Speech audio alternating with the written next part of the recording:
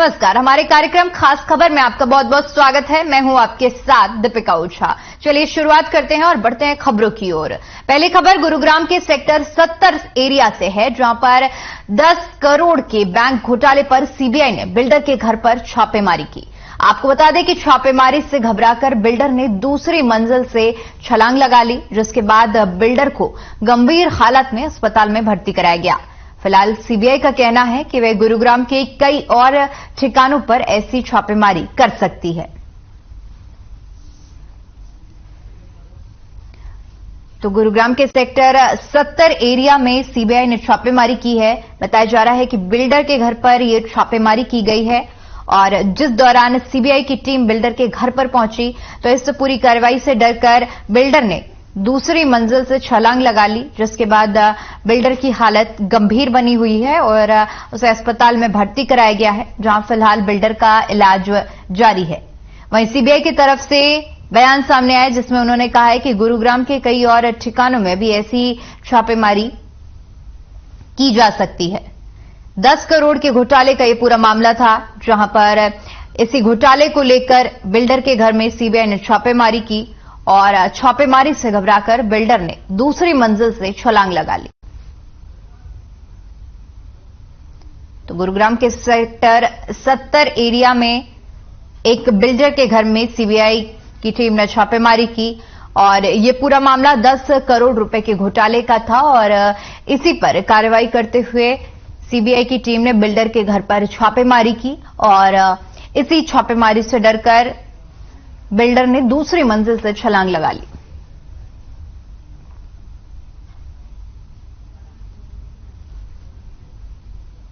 वहीं इसी खबर पर ज्यादा जानकारी के साथ हमारी संवाददाता गुंजन जोशी गुरुग्राम से हमारे साथ जुड़ गई हैं। जी गुंजन, बिल्डर के घर पर सीबीआई ने छापेमारी की और जिससे डरकर बिल्डर ने भी छलांग लगा ली है, और क्या कुछ अपडेट है आपके पास इस मामले में? जी देखिए दीपिका, गुरुग्राम में सीबीआई की ये सबसे बड़ी छापेमारी मानी जा रही है। साथ ही सीबीआई ने देखिए 190 करोड़ रुपए का एक बैंक घोटाला था, जिसके सिलसिले में सीबीआई ने दिल्ली एनसीआर के 6 जगहों को स्पॉट किया और वहां पर बीते दिन 6 जगहों पर छापेमारी की गई है, जिसमें से एक छापेमारी की जो ये वारदात सामने आई है, ये गुरुग्राम के सेक्टर 70 एरिया से सामने आई है। देखिए दीपिका, ये गार्डोनिया नाम की एक कंपनी थी जिसने यूनियन बैंक से कुछ साल पहले ये लोन लिया था, लेकिन एनपीए घोषित होने के बाद भी इस कंपनी ने लगातार फ्लैट बेचना जारी रखा, जिसके बाद इस कंपनी को नोटिस भी दिया गया, लेकिन कंपनी के कर्मचारी फिर भी नहीं माने। गुरुग्राम के सेक्टर 70 एरिया में जब ये छापेमारी की गई तो ये जो थे संजीव शर्मा इनका नाम है और ये कंपनी के डायरेक्टर बताए जा रहे हैं। देखिए, इन्होंने लगातार फ्लैटों एनपीए घोषित होने के बाद भी फ्लैटों की बिक्री जारी रखी, जिसके बाद सीबीआई ने और कई नोटिस भी इन्हें दिए, लेकिन उसके बाद भी ये सब जारी रहा। आखिरकार सीबीआई ने अब इस पर सख्त रुख अपनाते हुए छापेमारी की है और एक बड़ी छापेमारी निश्चित तौर पर इसे मानी जा रही है, क्योंकि ये कोई छोटा घोटाला नहीं है, बहुत बड़ा घोटाला है। और आमूमन हम देखते हैं कि कंपनी जब शुरू होती है तो कंपनी शुरू होने पर वो बैंक से लोन लेती है, लेकिन ज्यादातर कंपनियां बैंक को लोन नहीं चुका पाती, जिस वजह से बैंक घोटाले सामने आते हैं। और अब इन्हीं बैंक घोटालों को रोकने के लिए या कम करने के लिए और बिल्डरों के मन में कहीं ना कहीं डर पैदा करने के लिए सीबीआई अब सख्त रुख अपना रही है, ताकि ऐसे और घोटाले प्रदेश में सामने ना आए। हालांकि सीबीआई ने यहाँ पर छापेमारी की है और अभी पुख्ता तौर पर कुछ कहा नहीं जा सकता, क्योंकि सीबीआई के अधिकारियों ने अभी साफ तौर पर कुछ कहने से मना किया है। बिल्डर को डर भी लगा, जिस वजह से उसने अपने घर की दूसरी मंजिल से जो है छलांग लगा ली। बिल्डर को गंभीर हालत में फिलहाल अस्पताल में भर्ती कराया गया है और उसकी हालत फिलहाल नाजुक बताई जा रही है। लेकिन जब सीबीआई से बात की गई तो सीबीआई ने साफ तौर पर कुछ कहने से मना कर दिया, लेकिन इतना जरूर कहा कि ऐसे छापेमारी गुड़गांव में और भी देखने को मिल सकती है, क्योंकि अब सीबीआई बैंक घोटालों को लेकर क्योंकि सख्त हो चुकी है और सख्त रुख अपना रही है, तो अब हम देख सकते हैं कि आगे भी गुरुग्राम में सीबीआई की ऐसी कई छापेमारियां हमें देखने को मिल सकती हैं। जी जी बिल्कुल गुंजन, जिस तरह से आपने जिक्र किया कि सीबीआई की तरफ से ये बयान भी सामने आया कि गुरुग्राम में और भी जगह छापेमारी हो सकती है, तो क्या अभी इसके अलावा कहीं और कार्रवाई हुई है या जो इस घोटाले में संलिप्त कोई और लोग भी हैं जिनके यहां पर हुई है ये कार्रवाई? जी देखिए, फिलहाल इस घोटाले की ये पहली छापेमारी, गुरुग्राम की पहली छापेमारी थी। इसी घोटाले को लेकर दिल्ली एनसीआर के 6 अलग अलग जगहों पर कल छापेमारी की गई थी और छापेमारी में अलग अलग 6 ऐसे बिल्डर हैं जिन पर कार्यवाही की गई है। फिलहाल गुरुग्राम में ये पहली ही छापेमारी थी, लेकिन क्योंकि इस कंपनी के और भी बिल्डर और भी डायरेक्टर बताए जा रहे हैं जो गुरुग्राम में रहते हैं, जिनके लिंक है यहाँ से, तो अब उनके घर भी सीबीआई छापेमारी कर सकती है। जी बिल्कुल गुंजन, और जिस तरह से आपने बताया कि इस पूरी कार्रवाई से डरकर बिल्डर ने खुद छलांग लगा ली और उनका इलाज भी जारी है, क्या कुछ उनकी कंडीशन बताई जा रही है अभी? जो देखिए, अभी फिलहाल बिल्डर ने जब छलांग लगाई तो उनकी हालत काफी नाजुक बताई जा रही है और अभी फिलहाल वो अस्पताल में भर्ती है। हालत को लेकर अभी कुछ कहा नहीं जा सकता। डॉक्टर का कहना है कि उनकी फिलहाल हालत जो है नाजुक है, लेकिन देखिए ये एक बड़ी छापेमारी है और कहीं ना कहीं अब सीबीआई ऐसे बिल्डरों पर कड़ा रुख अपना रही है। और देखिए, ये सीबीआई का डर ही है जो बिल्डर अपने घर की दूसरी मंजिल से छलांग लगा लेता है। हालांकि हालत अभी नाजुक है, लेकिन सीबीआई के लोग पूरी कोशिश कर रहे हैं कि बिल्डर से जैसे ही उनकी तबीयत ठीक होती है, उन्हें होश आता है, तो उनसे आगे की पूछताछ की जाएगी। जी क्योंकि देखिए, बिल्डर ने तो छलांग लगा ली और जिस हिसाब से आप बता रही हैं कि उनकी हालत नाजुक है, तो अभी तक कोई पूछताछ नहीं हो पाई है। लेकिन क्या उनके अलावा, क्योंकि जो परिवार है उससे भी पूछताछ की जाती है, तो क्या अभी तक किसी परिवार वाले से पूछताछ की गई है इस मामले में? जी देखिए, परिवार वालों से पूछताछ की गई थी।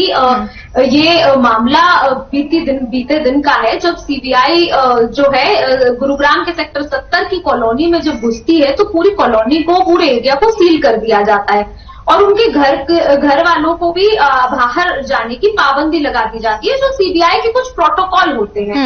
हालांकि जब बिल्डर ने छलांग लगाई तो उसके बाद उनके घर वालों से पूछताछ की जा रही है और अभी पूछताछ जारी है, लेकिन साफ तौर पर जब उनके घर वालों से पूछताछ की गई तो उन लोगों का कहना है कि उन्हें इसके बारे में ज्यादा जानकारी नहीं है। जी बिल्कुल, और आप जैसे कि बता रही हैं इस पूरे मामले में क्या ये पहली कार्रवाई है या इससे पहले भी कुछ इस मामले में कार्रवाई निकलकर सामने आई थी या बिल्डर किसी तरह के घोटाले में इनका नाम सामने आया है?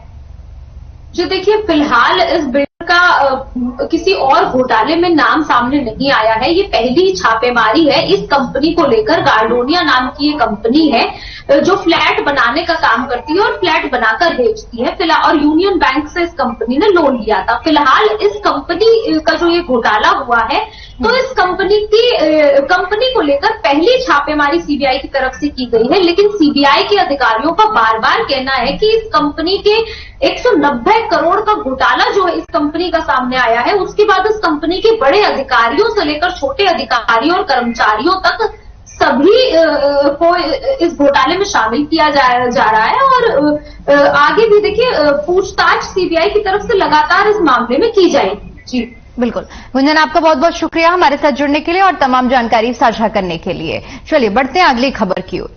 कुछ समय पहले चंडीगढ़ पीजीआई में गृह एवं स्वास्थ्य मंत्री अनिल विज ने सिर में गांठ का ऑपरेशन करवाया था। सिर की गांठ के कारण गृह मंत्री को पिछले 1 साल से काफी ज्यादा सरदर्द रहता था। फिलहाल अब ऑपरेशन होने के बाद चिकित्सकों ने उन्हें 7 दिन के आराम की सलाह दी थी। अंबाला कैंट स्थित गृह एवं स्वास्थ्य मंत्री अनिल विज का हाल जानने के लिए शुक्रवार को डिप्टी सीएम दुष्यंत चौटाला उनके आवास पर पहुंचे। उन्होंने गृह मंत्री अनिल विज से जानकारी ली कि किस प्रकार उनके सर में गांठ बनी और कितने समय से इस समस्या को वो झेल रहे थे।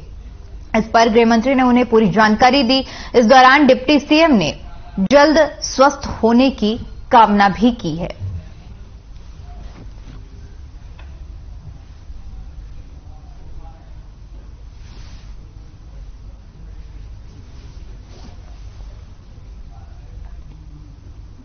वहीं इसी खबर पर ज्यादा जानकारी के साथ हमारे संवाददाता नरेश सैनी हमारे साथ जुड़ गए अंबाला से। जी नरेश, डिप्टी सीएम मुलाकात करने पहुंचे गृह मंत्री से और क्या कुछ अपडेट है इस मुलाकात को लेकर आपके पास?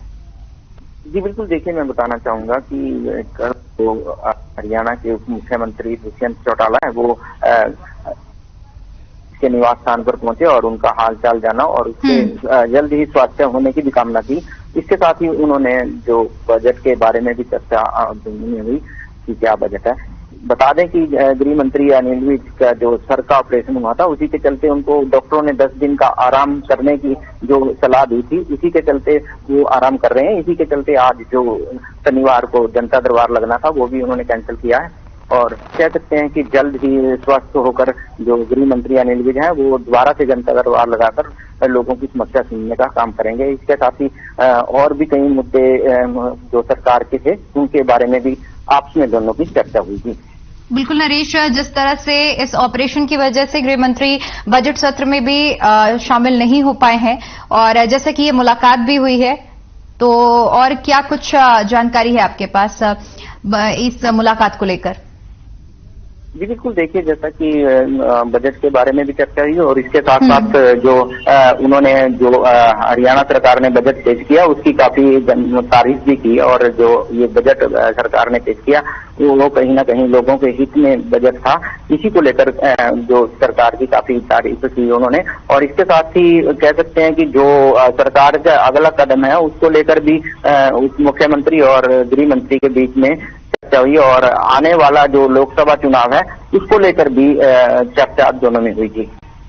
बिल्कुल नरेश, बहुत बहुत शुक्रिया आपका हमारे साथ जुड़ने के लिए और तमाम जानकारी साझा करने के लिए।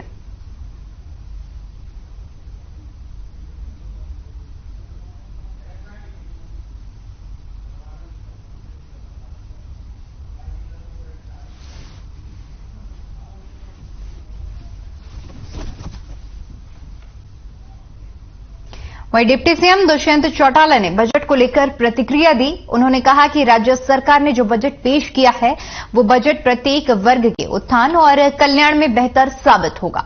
वर्तमान बजट के माध्यम से प्रदेश में विकास एवं समाज कल्याण को नई दिशा मिलेगी। उन्होंने कहा कि बजट में हरियाणा के प्रत्येक क्षेत्र के विकास को तवज्जो दी गई है और जींद जिले को भी विकास की नई सौगात मिली है। डिप्टी सीएम ने बताया कि बजट में जींद में खेल पुनर्वास केंद्र की स्थापना को मंजूरी दी गई है। इसके अलावा चौटाला पानीपत एक्सप्रेसवे को भी मंजूरी केंद्रीय बजट में दी गई है। ये एक्सप्रेसवे वाया जींद होकर गुजरेगा, जिससे जिलेवासियों को यातायात में सुगमता मिलेगी। डिप्टी सीएम ने यह भी बताया कि देश में नागपुर के बाद जींद में दूसरा बड़ा अग्निशमन प्रशिक्षण केंद्र की स्थापना का प्रावधान भी इस बजट में किया गया है, जो कि जींद वासियों के लिए एक खुशी का विषय है।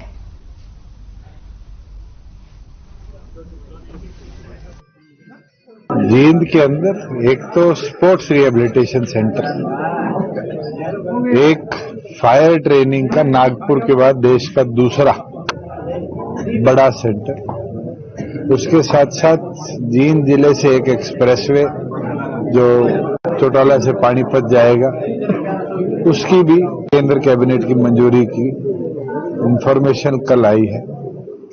उसके साथ नर्सिंग कॉलेजेस भी बनाए जाएंगे 11 जिलों के अंदर, उसमें जींद के अंदर की मेडिकल कॉलेज बन रहा है, तो हमारा प्रयास रहेगा नर्सिंग कॉलेज भी उसके साथ ही हम बनाएंगे।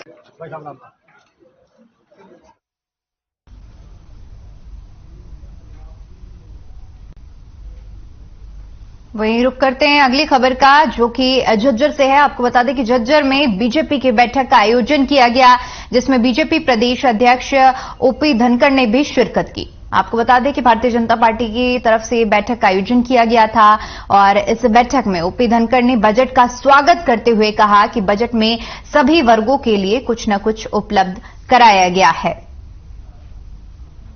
हरियाणा का बजट देश भर के राज्य में सबसे बेहतरीन बजट साबित हुआ है। इसमें कई परियोजनाएं शुरू करने के लिए बजट निर्धारित किया गया है। साथ ही साथ उन्होंने बुढ़ापा पेंशन का भी जिक्र करते हुए कहा कि बुढ़ापा पेंशन को भी बढ़ाया गया है। धनखड़ ने कहा कि इस बार का बजट पिछले साल के बजट के मुकाबले 11% बढ़ा है। उन्होंने कहा कि आने वाली 6 अप्रैल तक हरियाणा में सभी पन्ना प्रमुख बना दिए जाएंगे, जो कि लोगों के बीच जाकर बीजेपी की नीतियों का प्रचार करते हुए लोगों को जोड़ने का काम करेंगे। और 6 अप्रैल तक हम सब पन्ना प्रमुख बनाकर उनकी कार्यशाला करने के लिए कटिबद्ध हैं। और एक दिन एक समय सुबह 9 बजे हम 5 लाख पार्टी के ध्वज एक साथ फहराएंगे। ये हमने निर्णय किया है और उस निर्णय पर हम जो है आगे बढ़ रहे हैं। और 26 तारीख को प्रधानमंत्री की 98वीं मन की बात है, वो हम सुनेंगे।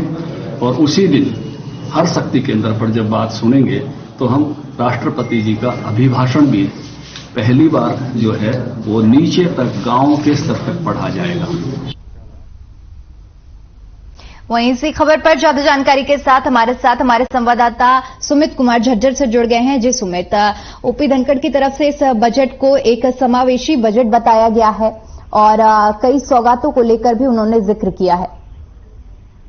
देखिए दीपिका, आपको बता दें कि भाजपा पार्टी के प्रदेश अध्यक्ष ओम प्रकाश धनखड़ अपने निवास स्थान पर कार्यकर्ताओं की बैठक को संबोधित कर रहे थे और वहीं मीडिया से रूबरू होते हुए बजट को लेकर बड़ी सराहना करते हुए उन्होंने कहा है कि जो बजट जो पेश किया है हरियाणा के मुख्यमंत्री द्वारा वो बहुत ही सराहनीय है, उससे लोगों को बहुत ज्यादा फायदा होगा। और साथ ही उन्होंने पन्ना प्रमुख की बैठक को भी लेकर कहा गया है, एक साथ जो है ध्वजा फहराने की बात कही है। 5 लाख कार्यकर्ता जो है एक साथ पार्टी के जो है एक पार्टी का झंडा फहराया जाएगा। और वहीं आपको बता दें कि मीडिया से रूबरू होते हुए पंचायत मंत्री द्वारा एक बयान दिया गया था कि सरपंचों को चोर बोला गया था, पर लेकिन उसका पलटवार करते हुए भी ओम प्रकाश धनखड़ ने कहा है कि गैर ईमानदार कहना सरासर गलत है। फिलहाल इस तरह की बात जो है उन्होंने कही है। और आपको बता दें कि झज्जर में जो आयोजित थी बैठक में, उसमें पत्रकार सभी मौजूद थे। इस बारे में जो हरियाणा का बजट जो गत वर्ष में अपेक्षा 11% बढ़ा है, जो पहले 1 लाख था वो 17 करोड़ रुपए का था, अब उसे बढ़ाकर 1,84,00,000 रुपए का जो है कर किया गया है। और प्रदेश भर में अनेक योजनाएं शुरू करने के लिए बजट भी है। 3 मेट्रो परियोजना का विस्तार किया है, रेलवे ट्रैक का निर्माण हुआ है, युवाओं को रोजगार अवसर की बात की गई है, बुजुर्गों की पेंशन बढ़ाई गई है 250 रुपए। और हरियाणा में प्रत्येक वर्ग का जो है संतुष्ट नजर आने की जो है बात यहाँ प्रदेश अध्यक्ष द्वारा कही गई है। बिल्कुल। इसके अलावा सुमित, ओपी धनखड़ की तरफ से ये भी कहा गया है कि 6 अप्रैल तक हरियाणा में सभी पन्ना प्रमुख बना दिए जाएंगे, तो अभी इसको लेकर क्या कुछ प्रक्रिया चल रही है? देखिए, लगातार भाजपा प्रदेश अध्यक्ष बादली हल्के और झज्जर जिले में लगातार बैठकें की जा रही है कार्यकर्ताओं की, और पन्ना प्रमुख की जो है बनाने की जो प्रक्रिया जारी है। और 6 अप्रैल तक सभी जो पन्ना प्रमुख बना दिए जाएंगे और 5 लाख ध्वज भी एक साथ, 5 लाख ही बंदे और 5 लाख ही ध्वज एक साथ पार्टी के जो फहराने की बात जो प्रदेश अध्यक्ष द्वारा कही गई है। जी बिल्कुल।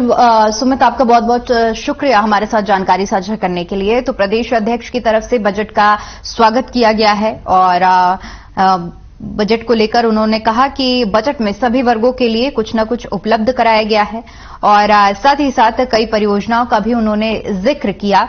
और आने वाली 6 अप्रैल से उन्होंने हरियाणा में सभी पन्ना प्रमुख बनाने की बात भी कही है। चलिए रुक करते हैं अगली खबर का। पूरे प्रदेश भर में रिटायर्ड कर्मचारियों ने जिला मुख्यालय पर अपनी मांगों को लेकर 1 दिवसीय धरना प्रदर्शन किया। इसी कड़ी में भिवानी के उपायुक्त कार्यालय के बाहर धरना दिया गया और नारेबाजी भी की गई। इस दौरान उपायुक्त के माध्यम से प्रदेश सरकार के नाम मांगों का ज्ञापन पत्र सौंपा गया। वहीं कर्मचारी नेताओं ने बताया कि रिटायर्ड कर्मचारी ज्वाइंट कमेटी हरियाणा के बैनर के तले मांगों को लेकर 1 दिवसीय धरना प्रदर्शन किया गया है। उन्होंने अपनी मुख्य मांगों को गिनाते हुए कहा कि वेतन वृद्धि की जाए, कैशलेस मेडिकल सुविधा 1000 से बढ़ाकर 3000 की जाए, कौशल विकास रोजगार निगम को बंद किया जाए। इसके साथ ही उन्होंने कहा कि संदीप सिंह के खिलाफ लगे आरोपों की जांच की जाए। तो रिटायर्ड कर्मचारियों ने जिला मुख्यालय पर अपनी मांगों को लेकर धरना प्रदर्शन किया और इस दौरान अपनी मांगों को पूरी करने को लेकर नारेबाजी भी की।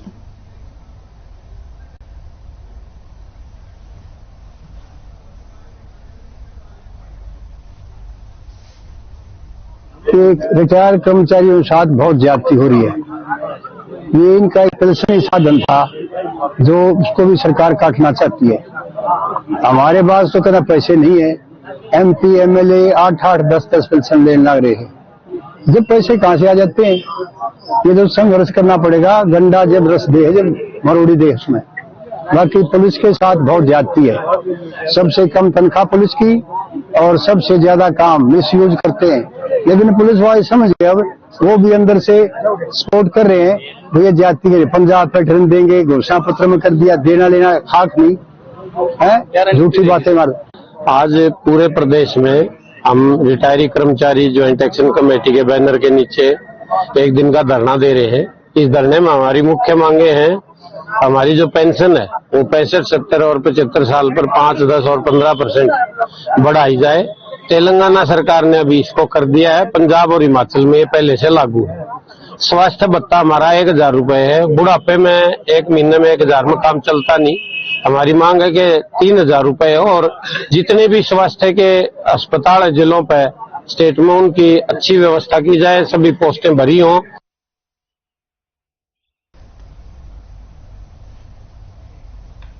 वहीं इसी खबर पर ज्यादा जानकारी के साथ हमारे संवाददाता दीपक हमारे साथ जुड़ गए हैं। जी दीपक, कर्मचारियों की तरफ से 1 दिवसीय धरना प्रदर्शन किया गया, क्या कुछ उन्हें आश्वासन दिया गया है और क्या कुछ अपडेट है इस प्रदर्शन को लेकर आपके पास? बिल्कुल, आपको बता दूं कि पूरे प्रदेश भर के रिटायर्ड कर्मचारियों ने जिला मुख्यालयों पर 1 दिवसीय जो है प्रदर्शन किया था। उनकी बहुत सारी मांगे हैं। उनका कहना है कि पंजाब और तेलंगाना की तर्ज पर यहाँ पर भी जो रिटायर्ड कर्मचारी हैं उनको वेतनमान जो है, जो सेवानिवृत्त कर्मचारियों को जो मिलता है भत्ता जो है वो मिलना चाहिए। उन्होंने कहा कि उनके जो कैशलेस मेडिकल जो सुविधा है वो दी जाए और साथ ही जो 1000 से बढ़ा करके 3000 रुपए मेडिकल की जो है वो किया जाए। पोषण रोजगार को भी बंद किए जाने की बात जो है उन्होंने कही है। और साथ ही जो रिटायर्ड कर्मचारी है उनका कहना है कि रिक्त पदों को सरकार तुरंत भरे। और आपको बता दूं कि इसका से कर्मचारियों का कहना था कि पंजाब के अंदर और तेलंगाना के अंदर जो है सरकार ने काफी सुविधाएं रिटायर्ड कर्मचारियों को दी है, उन्हीं की तर्ज पर हरियाणा सरकार भी दे। तमाम जो मांगे हैं उन्होंने जो है DC के माध्यम से दी है। उनका कहना है कि सरकार को इस ओर जो है कदम उठाना चाहिए और कर्मचारियों पर जो बीते दिन लाठीचार्ज जो है उनको भी काफी बेहद और निंदनीय जो है उन कर्मचारियों ने बताया है। बिल्कुल, बहुत बहुत शुक्रिया दीपक हमारे साथ जुड़ने के लिए और जानकारी साझा करने के लिए। वहीं यमुनानगर की छिचरौली में नेशनल हाईवे 907 पर शाम करीब 4:30 बजे एक दर्दनाक हादसा हो गया। छोटा हाथी और ट्रक के बीच जबरदस्त टक्कर हो गई। छोटा हाथी में सवार दर्जन भर लोग घायल हो गए, जिन्हें 2 एम्बुलेंस की सहायता से अस्पताल पहुंचाया गया। इस दौरान छोटा हाथी में सवार करीब 12 लोग गंभीर रूप से घायल हो गए, जिनमें से 2 लोगों की हालत नाजुक बताई जा रही है। छोटा हाथी के ड्राइवर श्यामपुर निवासी संदीप ने बताया कि वे मनकपुर इंडस्ट्रियल एरिया स्थित अनाज के गोदाम से मजदूरी कर अपने गांव की तरफ लौट रहे थे। उनके साथ श्यामपुर और मचरौली गांव के मजदूर थे और जब ताज फार्म के पास पहुंचे तो सामने से आ रहे एक डंपर की तेल की ट्रक के साथ उनकी गाड़ी की टक्कर हो गई, जिसके बाद उसके साथी गंभीर रूप से घायल हो गए। घटना की सूचना मिलते ही पुलिस मौके पर पहुंची।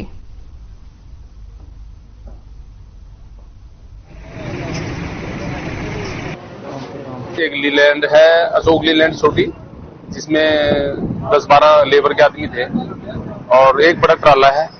इनका एक्सीडेंट हुआ है, उसमें अशोक लीलैंड वालों को चोटें लगी है। अभी हॉस्पिटल जाके देखना है, उनको हॉस्पिटल तो भेज दिया, तो क्या कर सकते।